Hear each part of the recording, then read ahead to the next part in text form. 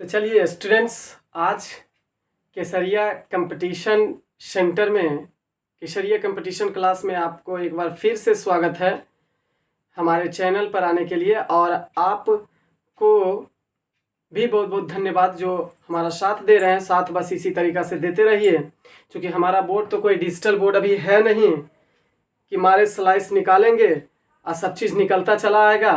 अतः मजबूरी है कि ये लिखना पड़ता है पहले, ताकि टाइम ज़्यादा से ज़्यादा ना लगे, और अपलोडिंग में भी टाइम ज़्यादा लगता है। तो अभी थोड़ा सा प्रॉब्लम है, आप लोग के सपोर्ट से सब कुछ ठीक हो जाएगा।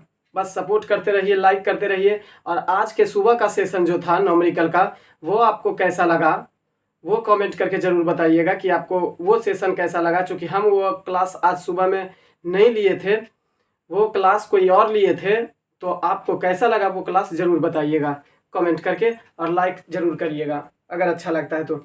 सबसे पहली बात देखेंगे, आज के जो चर्चा करने जा रहे हैं हम डिस्क्रिप्टिव में, वो चर्चा इस बात का करने जा रहे हैं कि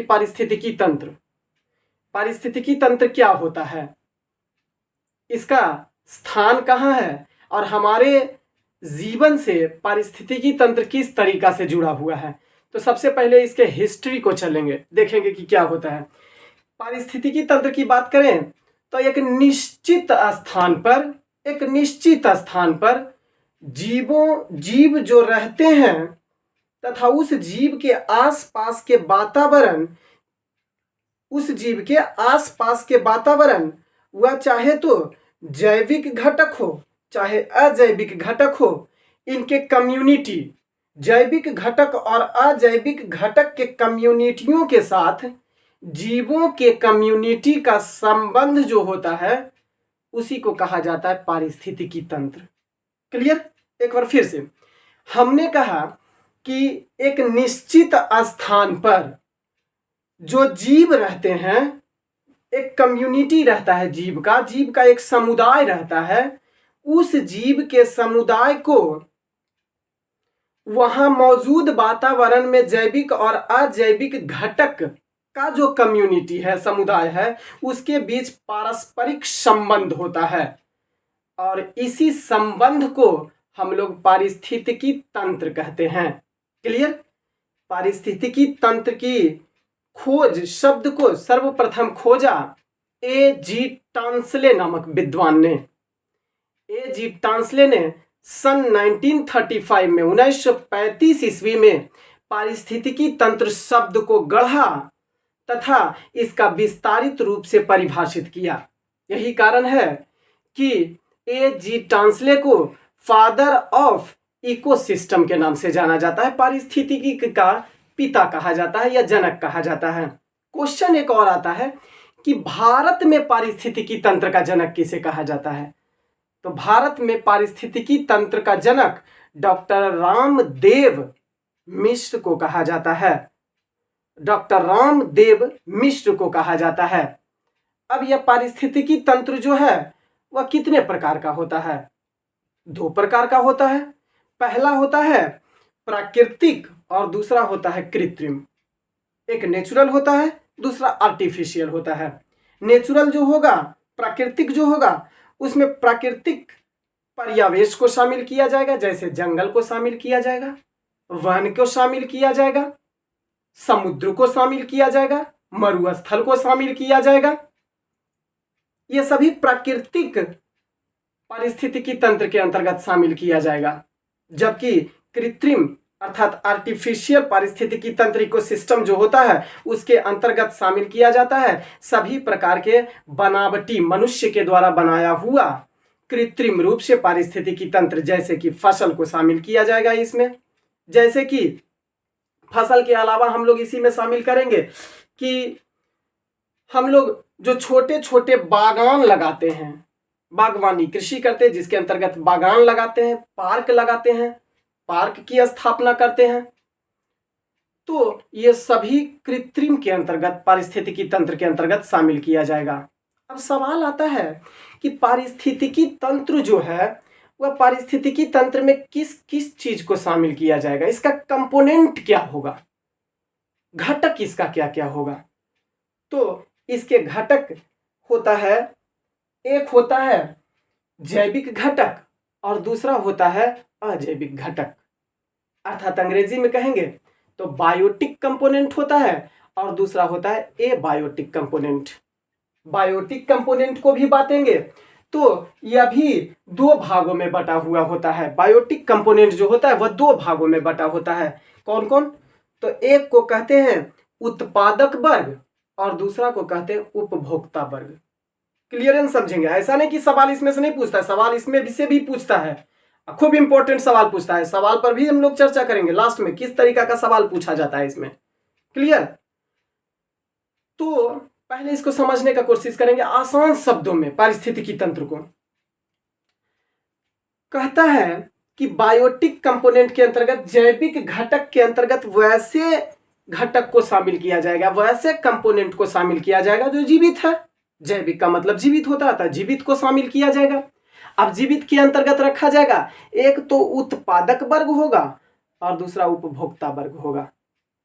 अब उत्पादक वर्ग और उपभोक्ता वर्ग के अंतर्गत शामिल करेंगे तो उत्पादक वर्ग उस वर्ग को कहा जाएगा जो अपना भोजन इस पारिस्थितिकी तंत्र में अपना भोजन स्वयं बनाएगा। और स्वयं जो अपना भोजन बनाता है उसको हम लोग कहते हैं ऑटोट्रॉपिक, यानी स्वपोषी, जो अपना भोजन स्वयं बनाता है। तो अपना भोजन स्वयं कौन बना सकता है? हमारे इस परिस्थितिकी तंत्र में मौजूद पेड़ पौधा अपना भोजन स्वयं बना सकता है, तो उसे हम लोग ऑटोट्रॉपिक भी कह सकते हैं। इस उत्पादक वर्ग को अगर हम कह देंगे कि इसे हम ऑटोट्रॉपिक अर्थात स्वपोषी जीव को इसके अंतर्गत, उत्पादक वर्ग के अंतर्गत शामिल किया जाता है तो कोई दिक्कत तो नहीं होना चाहिए, क्योंकि वह जैविक घटक जो अपना भोजन स्वयं बनाता हो सूरज के प्रकाश की उपस्थिति में, तो वह होता है स्वपोषी अर्थात ऑटोट्रॉपिक होता है। जबकि दूसरा ओर चले जाते हैं तो उपभोक्ता। अब उपभोक्ता क्या होगा? इसके अंतर्गत वैसे जीव को हम लोग शामिल करेंगे, वैसे घटक को शामिल किए करेंगे जो केवल उपभोग करना जानता है, अपना भोजन स्वयं नहीं बनाएगा, वो केवल उपभोग करेगा, बनाए हुए भोजन का उपभोग करेगा। तो इसको हम लोग कहेंगे कि यह हेट्रोट्रॉपिक है, अर्थात अपना भोजन के लिए या किसी दूसरे कंपोनेंट पर निर्भर कर रहा है। तो हम अगर इसको हेट्रोट्रॉपिक कहेंगे उपभोक्ता वर्ग को तो कोई प्रॉब्लम? अगर इसको हम हेट्रोट्रॉपिक कहेंगे, हेट्रोट्रॉपिक अर्थात दूसरे पर निर्भर रहता है यांत्रिक अवलंबन के लिए, तो यह होता है हेट्रोट्रॉपिक, भोजन के लिए निर्भर कर रहा है दूसरे पर।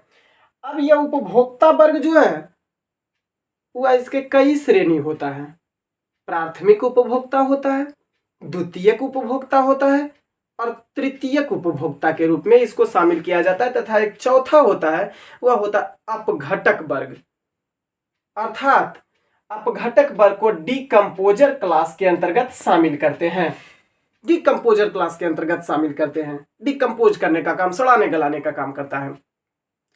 पहला चर्चा कर लेते हैं, वह होता है कौन सा? तो वो होता है प्राथमिक वर्ग, प्राइमरी कंज्यूमर जिसको अंग्रेजी में कहते हैं। प्राइमरी कंज्यूमर, इसका इंग्लिश टर्म भी लिख देते हैं प्राइमरी कंज्यूमर।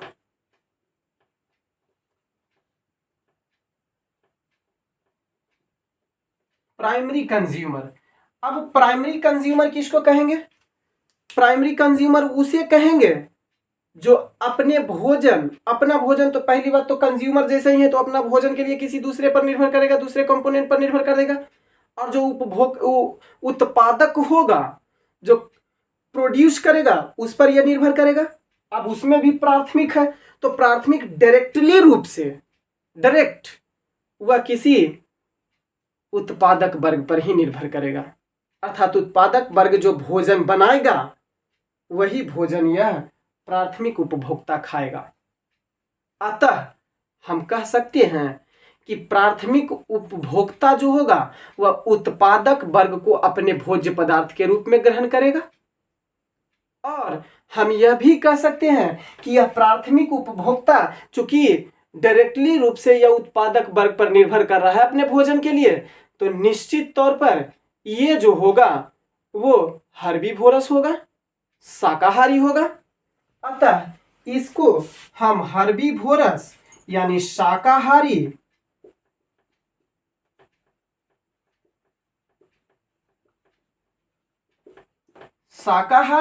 यानी हर्बीवोरस कह सकते हैं। क्लियर? कोई दिक्कत? यहां तक कोई दिक्कत नहीं है। प्राथमिक उपभोक्ता को हम लोग हर्बीवोरस यानी शाकाहारी बोल दिए, क्योंकि डायरेक्टली रूप से यह उत्पादक वर्ग पर निर्भर कर रहा है या पेड़ पौधे को ही अपना भोज्य पदार्थ के रूप में ग्रहण कर रहा है, इसके अलावा और किसी चीज को ग्रहण नहीं कर रहा है। क्लियर? अब दूसरा चलते हैं, द्वितीयक उपभोक्ता, सेकेंडरी कंज्यूमर। सेकेंडरी कंज्यूमर क्या होता है? तो सेकेंडरी कंज्यूमर जो होता है वह उत्पादक वर्ग को भी अपना भोज्य पदार्थ बनाएगा और प्राथमिक उपभोक्ता को भी अपना भोज्य पदार्थ बनाएगा। वह उत्पादक को भी अपना भोजन बनाएगा और प्राथमिक को भी अपना भोजन बनाएगा। इस दोनों को अपना भोजन बनाने के लिए यह द्वितीयक उपभोक्ता यानी सेकेंडरी कंज्यूमर अपना भोजन ग्रहण करता है दोनों से ही। अतः यहां पर कुछ ऐसे वर्ग भी शामिल होंगे द्वितीयक उपभोक्ता में जो शाकाहारी भी होंगे, क्योंकि जो शाकाहारी होंगे वह तो उत्पादक वर्ग को खाएंगे, और इसमें मांसाहारी भी होंगे, क्योंकि यह मांसाहारी जो होंगे वह प्राथमिक कंज्यूमर को भी खाने का काम कर रहा है। अतः इसमें शाकाहारी और मांसाहारी दोनों शामिल हो जाएगा। और शाकाहारी और मांसाहारी जो होता है उसको, शाकाहारी को हम लोग क्या कहते हैं अंग्रेजी में? शाकाहारी को हम लोग कहते हैं हर्बीवोरस, तो इसमें हर्बीवोरस भी शामिल है। और मांसाहारी को कहते हैं कार्निवोरस, इसमें कार्निवोरस भी जीव शामिल है। अतः शाकाहारी और मांसाहारी दोनों जीव शामिल है, क्योंकि यह उत्पादक वर्ग को भी खा रहा है और प्राथमिक वर्ग को भी खाने का काम कर रहा है। अब तीसरी ओर चलते हैं, वह होता है तृतीयक उपभोक्ता। यह तृतीयक उपभोक्ता है, टर्शियरी कंज्यूमर है। तृतीयक उपभोक्ता क्या काम करेगा भाई? तो तृतीयक उपभोक्ता पारिस्थितिकी तंत्र में जीने के लिए अपना भोजन या तो प्राथमिक उपभोक्ता से या तो द्वितीयक उपभोक्ता से ग्रहण करेगा, या तो प्राथमिक उपभोक्ता से या द्वितीयक उपभोक्ता से ग्रहण करेगा। क्लियर? तो इसका मतलब है कि तृतीयक उपभोक्ता में वैसे जीव होंगे जो केवल मांसाहारी होंगे, क्योंकि प्राथमिक उपभोक्ता को खाएगा और द्वितीयक उपभोक्ता को खाएगा, यानी निश्चित तौर पर इसमें केवल और केवल कार्निवोरस ही जीव शामिल होंगे। कार्निवोरस जीव ही शामिल होंगे तृतीयक उपभोक्ता में। क्लियर? यानी कि इस तृतीयक उपभोक्ता को अब कोई नहीं खा सकता है, इसे अब कोई नहीं खा सकता है, लास्ट है। यह प्राथमिक उपभोक्ता द्वितीयक उपभोक्ता को खा जाएगा, लेकिन इसे खाने वाला अब कोई नहीं है। जैसे शेर को कौन खाता है? बाघ को कौन खाता है? कोई खाता है? नहीं खाता है। अतः जो सबको खा ही रहा है, इसको भी खा रहा है, इसको भी खा रहा है, तो वह कार्निवोरस मांसाहारी केवल स्पेशली मांसाहारी होता है और इसे अब कोई नहीं खाता है। अब अब इसी में उपभोक्ता में ही एक और आ जाता अपघटक वर्ग, डिकम्पोजर क्लास। अब डिकम्पोजर क्लास क्या होता है? उपभोक्ता अपघटक वर्ग क्या होता है भाई? तो डिकम्पोज का मतलब होता है सड़ना, गलना। तो बाकी यह सब जो खाएगा, प्राथमिक उपभोक्ता खाएगा, द्वितीयक उपभोक्ता खाएगा, तृतीयक उपभोक्ता भोजन ग्रहण करेगा। तो जब भोजन ग्रहण करेगा तो कार्बनिक या अकार्बनिक रूप से भोजन जो ग्रहण किया है, जब यह डिकम्पोज होगा, यह पचेगा और पचने के उपरांत अपशिष्ट पदार्थ बनेगा। उस अपशिष्ट पदार्थ को सड़ाने गलाने का काम, क्योंकि पुनः हुआ फिर से पारिस्थितिकी तंत्र में ऐसा पुनर्चक्रण के माध्यम से वह फिर से उसको, यही हमारा उत्पादक वर्ग उसको अपने एनर्जी के रूप में ले सके, उसका फिर से पुनर्चक्रण कर सके पारिस्थितिकी तंत्र को बनाने के लिए, तो उस अपशिष्ट पदार्थ को यह सड़ाने गलाने का काम करता है। अतः हम कहते हैं कि अपघटक वर्ग को पृथ्वी के धरातल का क्लियरेंस कंपोनेंट कहा जाता है। कहेंगे कि हम यह पृथ्वी के धरातल को साफ सफाई करने का काम करता है। यही अपघटक वर्ग की जितना भी गंदगी होता है, अपशिष्ट पदार्थ होता है, सब कोई सड़ा गला देता है। और ये ऐसे जीव होते हैं जो मृत हुए जीव जंतु, अब ये सभी जो जब मरेगा तो इस सब मरे हुए पर से अपना भोजन ग्रहण करेगा। सब मरे हुए का या तो अपशिष्ट पदार्थ से अपना ग्रहण करेगा भोजन, या तो मरे हुए शरीर से ही, मृत शरीर से ही अपना भोजन ग्रहण करेगा, वह अपघटक वर्ग में शामिल किया जाएगा। तो हम इसे अपघटक वर्ग में वैसे जीव को शामिल करेंगे जो पूरी तरीका से मृत्योपजीवी है। अब मृत्योपजीवी क्या होता है भाई? तो मृत्योपजीवी होता है मृत शरीर पर अपना भोजन निकाल कर खा लेना या उसी को सड़ा गला के अपना भोजन ग्रहण कर लेना ही मृत्योपजीवी जीव कहलाता है। क्लियर? मृत्योपजीवी यानी सेप्रोफाइटिक कहा जाता है, अंग्रेजी में इसी को कहेंगे। तो सेप्रोफाइटिक वर्ग इसी को कहा जाता है जो मृत शरीर से अपना भोजन ग्रहण कर लेता है। इसके अंतर्गत हम लोग रखते हैं जीवाणु को, विषाणु को, कवक को, प्रोटोजोआ को। यह सभी जो होता है वह अपघटक वर्ग के अंतर्गत शामिल किया जाता है। क्लियर?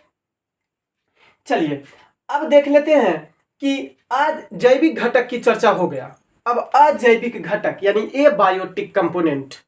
अजैविक घटक जैसे कि जैविक घटक में हम लोग देखे थे कि जीवित जीवों का समूह होता है, पारिस्थितिकी बनाता है, तंत्र बनाता है, उसी को जीवित जगत का यानी जैविक कंपोनेंट कहा जाता है। लेकिन अजैविक वाला में उसको शामिल किया जाएगा जो जीवित नहीं है, मर चुका है, जीवित है ही नहीं। ऐसे कंपोनेंट को हम लोग शामिल करेंगे एबायोटिक के अंतर्गत। और इसके अंतर्गत मरे हुए में कह सकते हैं ना कि जीवित नहीं है, अजैव है, इसमें जीवन है ही नहीं। इसके अंतर्गत कार्बनिक को, अकार्बनिक तत्व को और जलवायवीय कारक को शामिल किया जाएगा। कार्बनिक के अंतर्गत किसको? जिसमें कार्बन पाया जाता है, जैसे प्रोटीन को, फैट यानी वसा को, कार्बोहाइड्रेट को इत्यादि को हम लोग कार्बनिक तत्व में शामिल करेंगे। अकार्बनिक तत्व के अंतर्गत वैसे तत्व जिसमें कार्बन नहीं पाया जाता है, जैसे हाइड्रोजन हो गया, ऑक्सीजन हो गया, फास्फोरस हो गया, या फास्फोरस के अलावा नाइट्रोजन हो गया, ये सभी को अकार्बनिक तत्वों के अंतर्गत शामिल करेंगे जिसमें कार्बन ना हो। और जलवायवीय कारक में प्रकाश हो गया, ताप हो गया, वर्षा हो गया, इन सभी को शामिल किया जाता है। क्लियर? ये हमारा पारिस्थितिकी तंत्र हुआ। अब हम लोग चर्चा करेंगे कि थोड़ा सा इसमें और क्वेश्चन जो सवाल पूछता है। सबसे पहले तो ये एक पॉइंट और भी थोड़ा सा नोट करके रखिएगा कि पारिस्थितिकी तंत्र का जनक, फादर ऑफ इकोसिस्टम कहा जाता है ए जी टांसले को, टांसले को कहा जाता है। लेकिन आपसे क्वेश्चन पूछेगा जिन्होंने पारिस्थितिकी तंत्र के शब्द को गढ़ा 1935 ईस्वी में, 1935 में गढ़ा था। आपसे सवाल पूछता है एक पारिस्थितिकी के बारे में भी, सवाल पूछता है।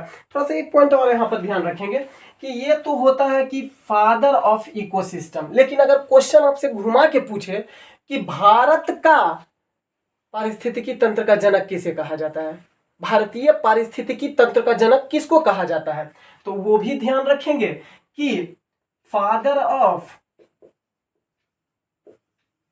फादर ऑफ इंडियन इकोसिस्टम,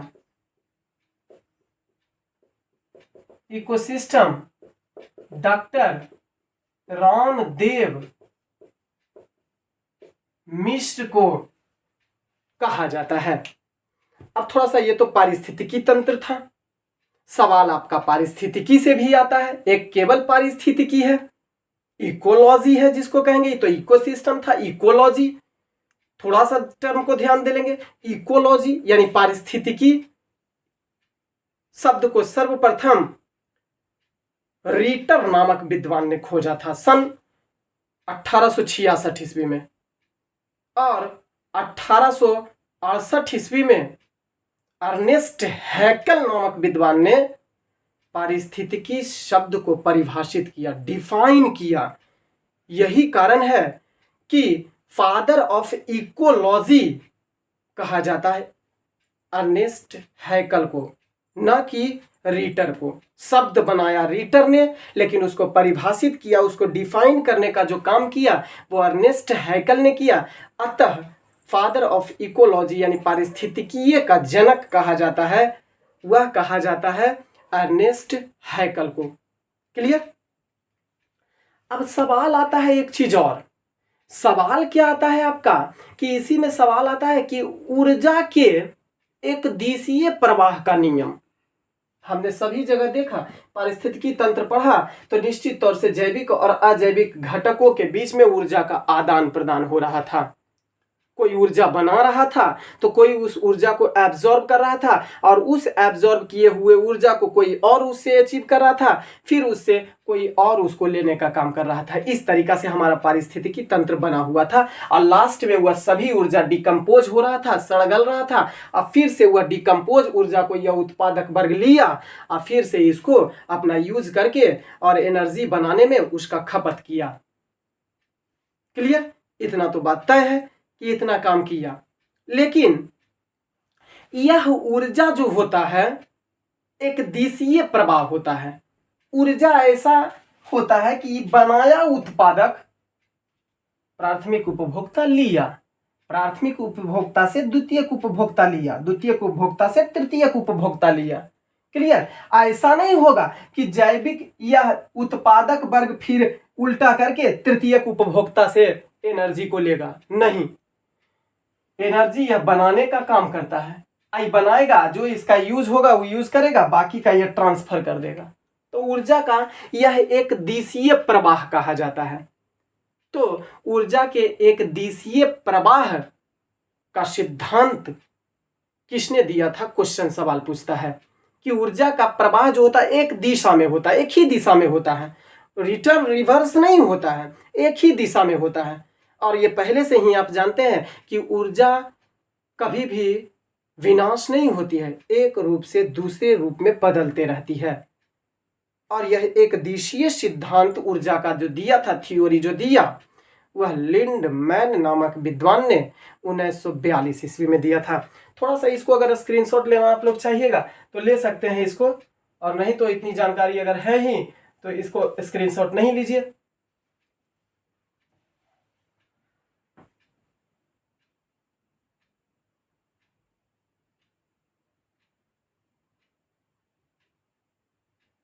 चलिए अब इसको क्लियर करते हैं, इसको मिटाते हैं।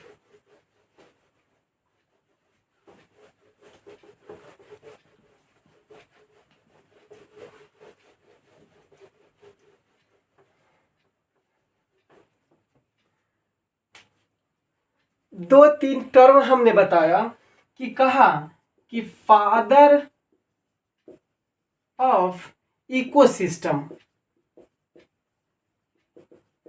इकोसिस्टम किसे कहा जाता है? फादर ऑफ इकोसिस्टम, पारिस्थितिकी तंत्र का जनक किसे कहा जाता है? ए जी टांसले को कहा जाता है। ए जी टांसले को कहा जाता है, जिन्होंने 1935 ईस्वी में इस शब्द को गढ़ने का काम किया। क्लियर? लेकिन यही क्वेश्चन अगर पूछेगा भारत के बारे में कि भारतीय पारिस्थितिकी तंत्र का जनक किसे कहा जाता है, यानी फादर ऑफ इंडियन इकोसिस्टम किसे कहा जाता है? तो वो कहा जाता है डॉक्टर रामदेव मिश्र को कहा जाता है। क्लियर? अब इसी में इकोलॉजी के बारे में पूछेगा। फादर ऑफ इकोलॉजी पारिस्थितिकी केवल होता है, इसमें सिस्टम शामिल हो जाएगा तो तंत्र हो जाएगा, और केवल इकोलॉजी है तो इसको कहेंगे पारिस्थितिकी। पारिस्थितिकी। तो फादर ऑफ इकोलॉजी कहा जाता है किसको? अर्नेस्ट हैकल को कहा जाता है, जिन्होंने 1868 ईस्वी में इसको डिफाइन करने का कोशिश किया था। जबकि पारिस्थितिकी शब्द को गढ़ा किसने? तो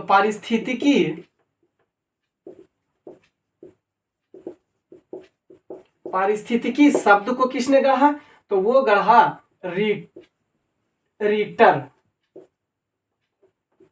रीटर नामक विद्वान ने। कब? 1866 ईस्वी में गढ़ा। क्लियर? खैर ये डेट तो आपसे ना पूछे, लेकिन ये सब चीज आपसे जरूर पूछ देगा कि पारिस्थितिकी शब्द का गठन किसने किया? तो वह रीटर के द्वारा किया गया। जबकि इकोलॉजी का पिता कहा जाता है अर्नेस्ट हैकल को, और इंडियन इकोसिस्टम का पिता कहा जाता है डॉक्टर रामदेव मिश्र को, और इकोसिस्टम फादर का कहा जाता है एजी टांसले को। क्लियर? अब एक चीज और हम बता रहे थे कि ऊर्जा का एक दिशीय प्रवाह का नियम, जिसे ऊर्जा के 10% का भी नियम कहा जाता है। हमने कहा ऊर्जा का प्रवाह एक ही दिशा में हो रहा था, उत्पादक इसको बना रहा था, उपभोक्ता इसको ग्रहण कर रहा था। जितना उत्पादक को आवश्यकता हुआ उतना ग्रहण कर लिया, बाकी का उपभोक्ता उसको लिया, उसमें भी पहले प्राथमिक उपभोक्ता लिया, फिर द्वितीयक उपभोक्ता लिया, फिर तृतीयक उपभोक्ता लिया, और अंततः हुआ अंतिम रूप से क्षय हुआ। और जैसे ही क्षय हुआ तो फिर से हुआ उत्पादक वर्ग जो था उसको अपनी एनर्जी बनाने के लिए उसको ग्रहण कर लिया।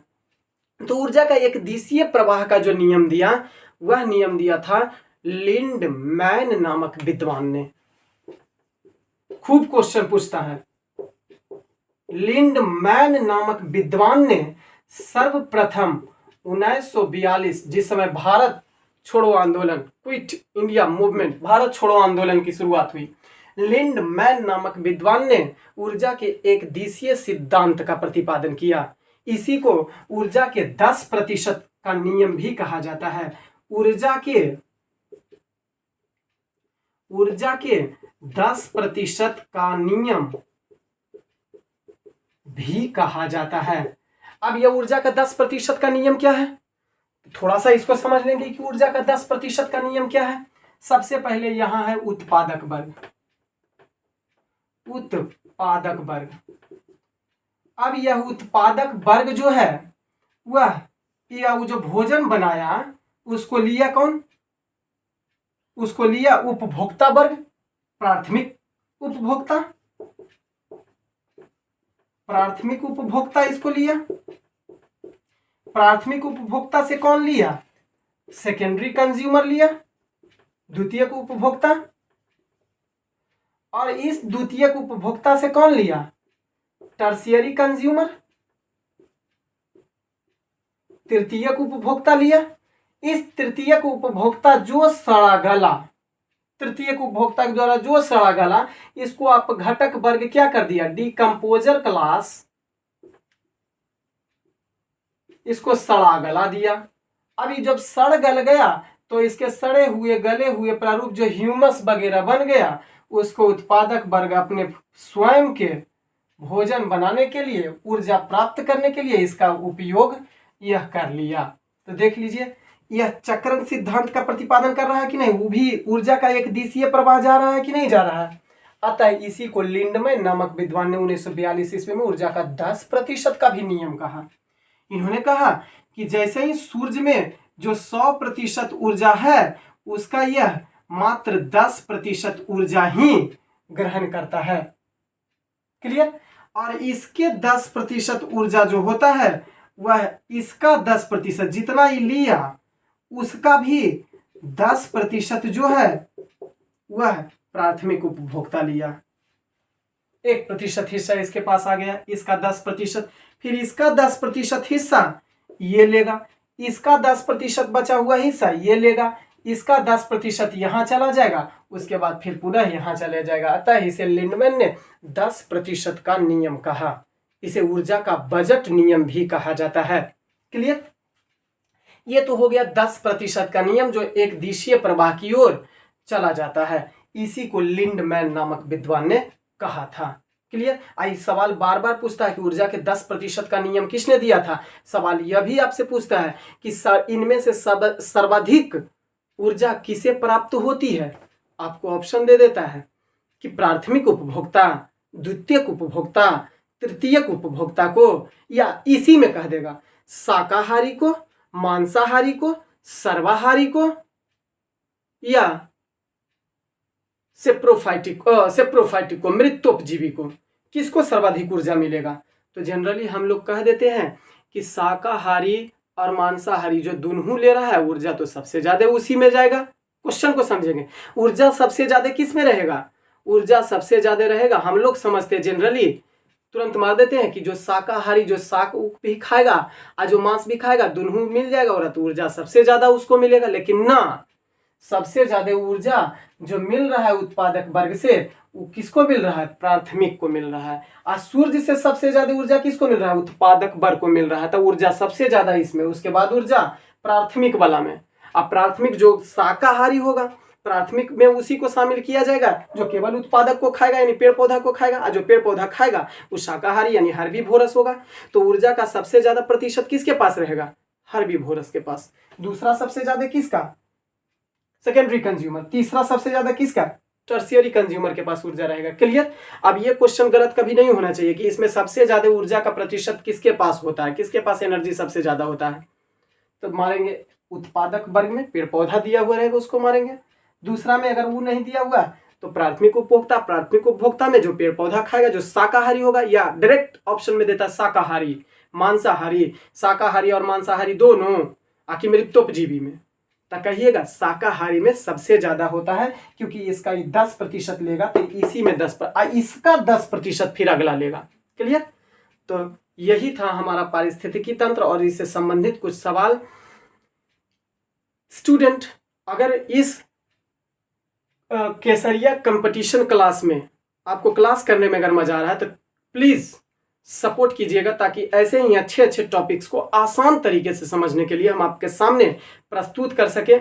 और मेरा ये उद्देश्य नहीं है ये चालू करने का, जो ऑनलाइन क्लास है ये चालू करने का मेरा ये उद्देश्य नहीं है कि इससे मेरा कमाई हो, बशर्ते हम ये इसलिए शुरू किए इस सीरीज को क्योंकि जिस चीज में हम इतने दिन से लगे हुए हैं, जिसके लिए हम लगे हुए हैं, तो थोड़ा सा उसका एक्सपीरियंस जो मेरे पास आया हो कम से कम हम शेयर करते रहें इसी रूप में। अच्छा लगता है हमें शेयर करने में, और हमारी बातों को आप सुनते हैं तो वो भी अच्छा लगता है कि कम से कम किसी को अगर हम कुछ बता रहे हैं तो वो सुन रहे हैं। तो कृपया इसको सपोर्ट इस चीज़ को कीजिएगा ताकि हम और अच्छे तरीके से, नए तरीके से, आसान तरीके से आपके सामने इस चीज़ को हम प्रस्तुत कर सकें। कमेंट में ये भी आया था कि सर ह्यूमन आई के बारे में बताइएगा। जी बिल्कुल, आप लोगों की बात को हम जरूर मानेंगे। ह्यूमन आई चैप्टर को भी लाएंगे और उसको भी बहुत आसान तरीका से हम बताने का कोशिश करेंगे। केवल आप हमसे जुड़ने का कोशिश कीजिए और ये जरूर बताइएगा कि सुबह का क्लास जो न्यूमेरिकल का था वो कैसा लगा और ये सब आपको क्लास कैसा लग रहा है। कमेंट करके जरूर बताइएगा, शेयर जरूर कीजिएगा, सब्सक्राइब जरूर कीजिएगा। केवल आप लोग देखते हैं और उस एनर्जी को मेरे पास 10% नहीं भेजते हैं। कम से कम यहाँ से तो 10% मिल जाता है, लेकिन वो 10% आप नहीं देते हैं। कम से कम उस 10% में अगर 5% हमरा दे दीजिए तो उस एनर्जी को और एग्जीबिट करेंगे हम। आप कैटलिस्ट की तरह हम काम कीजिएगा तो ना हम उसको एनर्जी के रूप में कन्वर्ट कर पाएंगे, और नहीं तो एनर्जी कैटलिस्ट आएगा ही नहीं तो कोई प्रतिक्रिया, रासायनिक प्रतिक्रिया होगा ही नहीं। आज जब होगा ही नहीं तो निगेटिव कैटलिस्ट की तरह आप लोग काम कर देते हैं, देख लेते हैं वीडियो, बढ़ा देते हैं। कर रहे हैं आप ही लोग के लिए। अरे कुछ कुछ का तो देखते हैं हम यूट्यूब पर कट ऑफ अभी से ग्रुप डी का निकालना शुरू कर दे रहा है। अरे भाई एग्जाम हम दे के आते हैं, इतना एग्जाम दिए हैं, इतना रेलवे का एग्ज़ाम दिए हैं और अन्य एग्ज़ाम दिए हैं जिसमें रिजल्ट भी लिए हैं। जब एग्ज़ाम दे के आते हैं कट ऑफ निकालना मुश्किल हम लोग को हो जाता है, तो अभी से ही ग्रुप डी का कट ऑफ कैसे पता चल सकता है, उसके प्रारूप पहले देखेंगे तब ना उसके प्रारूप को कि क्वेश्चन किस तरीका का है। तो वैसे वैसे पर भी ढेर सारा व्यू गया हुआ रहता है, हम ये भी देखते हैं। तो कम से कम इतना तो जरूर कीजिए, ये पसीना बहा के जो आपके लिए करते हैं, कम से कम इसके लिए तो शेयर जरूर कीजिए, इसके लिए तो सब्सक्राइब जरूर कीजिए। इसका तो हम हकदार हैं ही, और अगर आपका सपोर्ट रहेगा तो इससे भी अच्छा तरीका से हम टॉपिक को प्रस्तुत करेंगे और लाजवाब तरीका से ऑनलाइन इस सीरीज को हम चलाएंगे। ये आपसे वादा है, मेरा वादा है, केवल आपका सपोर्ट रहना चाहिए। चलिए आज की सेवा को देते हैं विराम, शेष की चर्चा करेंगे अगले क्लास में।